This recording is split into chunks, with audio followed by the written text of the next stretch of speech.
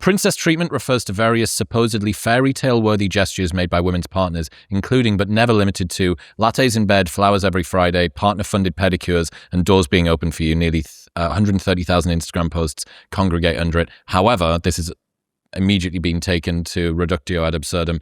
Courtney Palmer, self-proclaimed housewife princess. I do not interact with the waitress. I do not open any doors, and I do not order my own food. You do not need to talk unless you are spoken to. You are not going to be laughing loudly, speaking loudly, or demanding the attention of the restaurant. So, princess treatment. Is this not sort of lifestyle BDSM with it? I was going to say, it's a sex thing. It's totally a sex thing. It's a sex thing. How have you both arrived at this? This is like that. This is like that fucking anti-wisdom thing where I haven't seen it. Like you're looking at this optical illusion. I'm like, what? Yeah. This is kind of explain to the muggle in the room. It's a Mary Louise group chat running joke about the trad wife. I mean, there's the trad wife or autogynephile, but that's not this. There's also what the trad wife autogynephile.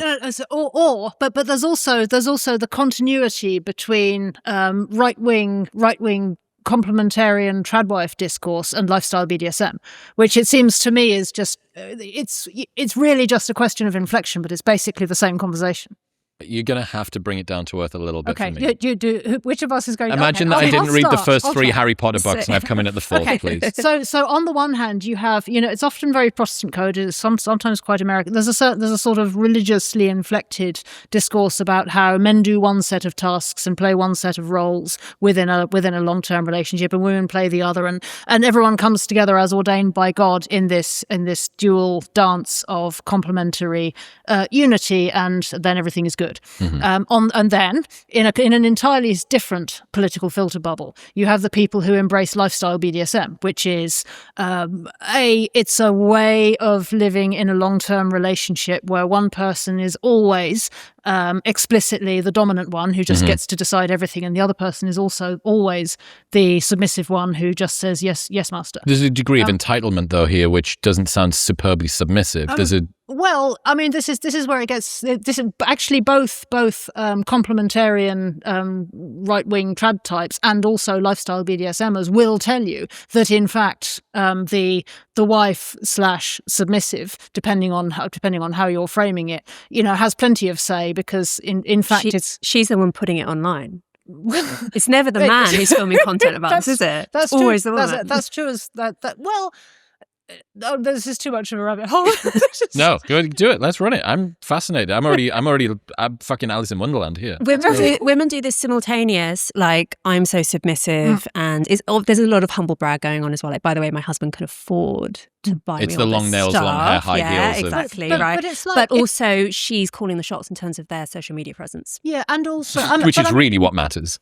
In these sorts of very deliberately stylized, polarized relationships, assuming it's a long-term affectionate relationship that both parties want to continue and sustain and maintain, then actually the person who's formally giving way all the time has a lot of say, because the other person has to second guess what they want all the time. That's interesting. If you see, because I mean, you can't just order somebody around and say, no, you're gonna go and lick the floor clean or do the dishes or whatever. Because if you make decisions for both of you for long enough, and actually the other person doesn't like your decisions, eventually, the nominally you become submissive trained one. by them. Well, the nominally submissive one will vote with their feet.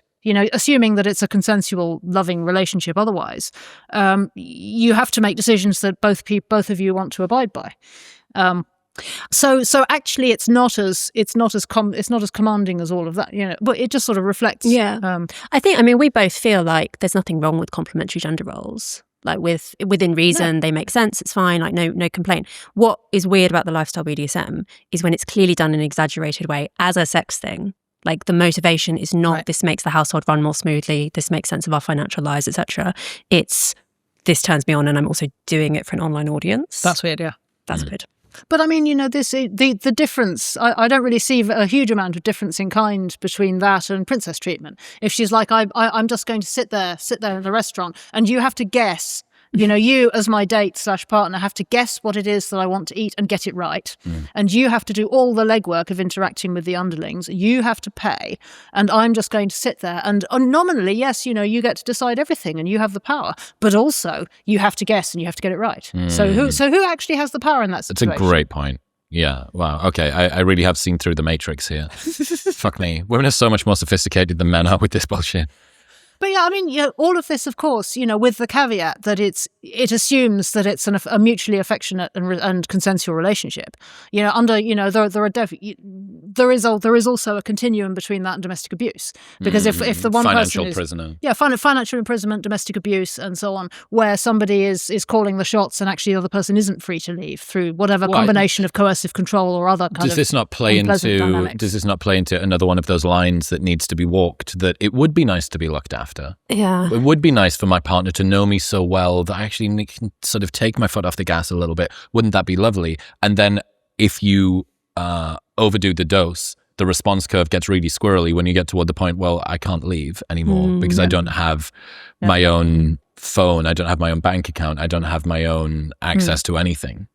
It's the big trade-off of traditional gender roles, that the woman has no financial independence. And as soon as you derogate loyalty, as soon as you end up with divorce becoming more societally accepted and people being able to move from partner to partner more freely, that means that the cost for the man, the cost for anybody of leaving is so high and so common, is so low and it's so common that you need to have the insurance policy at all times, because the likelihood of this just being marriage one as opposed to the marriage means that you've got to have the back door. I mean, it strikes me that maybe a possible explanation for why these complementary gender roles tend to appear either where somebody is extremely online and posting about it a lot, or else in the context of religious communities. It might make sense in terms of that failure mode, the sort of abusive failure mode, in that if you're posting online about what a surrendered wife you are, actually you're probably making bank, and so you're not all that surrendered after all, because there's this other dimension to it. Yeah. Do you remember the whole discourse about Ballerina Farm and that? No. Oh, okay. She's an Instagram star married to the heir of JetBlue. You don't know about Ballerina Farm, Chris? Don't turn and look at me. You didn't even know about himbos.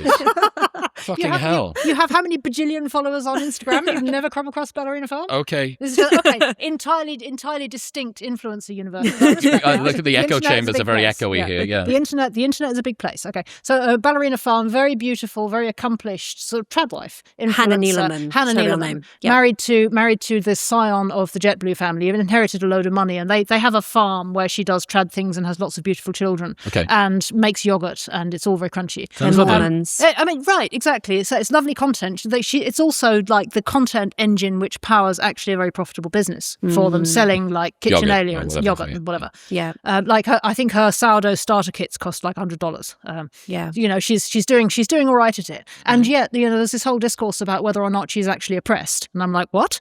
Have you? One of the things that people, because she was profiled in the Times, the Times of London a while ago, and it was mentioned, there were various details mentioned which a lot of women, primarily on the internet, thought were alarming, like how exhausted she got. I mean, I'm not surprised she gets exhausted because she has so many kids close together, but things like they don't have a nanny, they don't have any domestic help, despite obviously being able to afford it. And they were like, oh, this is a sign that he's oppressing her. And I thought, no, you know what? I actually get it. I think that there's a weird kind of Anglo thing going on, including Anglo-American, of like, no, I'm going to do the hard thing on my own. I'm going to do the deliberately difficult thing. But also, having recorded a few podcasts and seen how the sausage gets made, you look at how well produced her content is. There's a ton of people in that house all the time. Oh yeah, just not a nanny specifically, but like that. That makes sense to me. I think that makes sense of her personality. And of course, it is Hannah who is making all the content. She's running the show in that sense. She's driving. Yeah. But it makes sense to me that the trad meme gets propagated either from within religious communities where there is actually a much thicker relationship. There is a thicker community of people surrounding the couple. Again, this is not foolproof because domestic abuse happens within religious communities as well. But it provides some kind of ideological scaffolding for a couple, such that potentially that could help to keep a relationship in line, and stop abuse creeping in, and make sure things make sure things are able to remain healthy. Is that kind of a insurance policy that if I'm the one that's in control of the Instagram account, that ultimately if I am mistreated, it might be a financial victory for you, but it's a branding victory for me? Well, I mean, again, it's not foolproof. I mean, this is I can't name names, but I know from one noted right-wing content producing woman that she knows of, and several women within that space who are posting sunny tradwife content while their husbands are also not treating them very well. This also happens. So it's definitely not foolproof as an insurance policy. I mean, at the end of the day, it's a fallen world, right? People screw up and do horrible things. And I'm not sure there's a guaranteed way of hedging against that. One way that does traditionally sort of work to hedge against being mistreated by your husband is male kin, your own male kin. Like, is it Sonny Corleone in Godfather who beats up his sister's abuser or something like that, right? Like, in those really traditional societies, if your recourse as a woman, if your husband is mistreating you, your dad goes around and breaks his legs with the golf issue of club. patrilocal and matrilocal. Yeah, I mean, this is probably something, Chris, that you're more able to speak to than either of us, which is about the formation, like the formation of virtuous men. I'm glad that you look at me and you think formation of virtuous men. I mean, as the only guy in this conversation, unfortunately, I think this one's yours to speak. But it seems to me that there's where have all the good men gone? Actually, the one part of the answer to that is that if we want good men, we need to be forming good men. And actually, what forms men is not women; it's other men. And so, and I'm not sure we think nearly hard enough or specifically enough or concretely enough about how we go about forming men. And I mean, this sort of goes to your Labubu figure. If the men that we're forming are sort of noodle-armed Labubu guys rather than virtuous, capable, competent men, then that's not just a problem for men, that's a problem for everyone.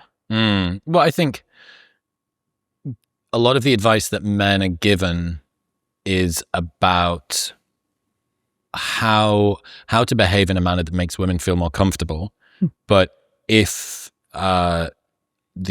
which it seems to continually be reinforced, male competition theory seems to be highly predictive of female attraction as opposed to actually female attraction. So this is the David Putz study. Have you seen this one where they looked? Oh, this is fucking brilliant. You're gonna love this. So photos of men were shown to both men and women. The women were asked to rate how attractive these men were. The men were asked to rate how likely they thought it was that this man would be able to beat them in a fight. The photos of the men were real people and they were tracked. 12 months later, they brought the photo men into the lab and said, how many sexual partners have you had over the last year? The female attractiveness rating was basically non-predictive, and the male intimidation rating was highly correlated. Competence is hot. Competence cashes out ultimately as can this guy protect me in a fist fight? But the They argument, also have higher sex drives, maybe, right? They're higher T. there's some variables in here. They're going to be more forthcoming. They're going to be less agreeable. They're going to be, chasing after it, making it happen as opposed to waiting for it to come to them. But still, you would think, at least given that women are the gatekeepers and this is a direct, I find this guy more attractive than that one, you would have assumed it would have had maybe equal amounts of predictive power. But it didn't.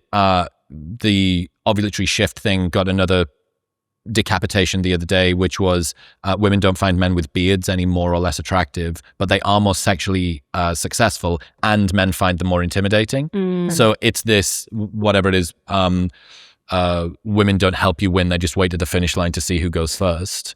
And it is male competition theory for this. But the issue is if guys are trying to Labubu reverse engineer their way into what they think women want, a lot of the time they're entirely going about it the wrong way. Yeah, we made Labubu into a verb. Yes, yeah, they have Labubu. Labubu You've done gone Labubu'd yourself.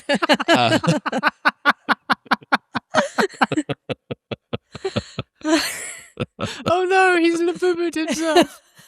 Oh, the uterus just climbed up into my chest and died.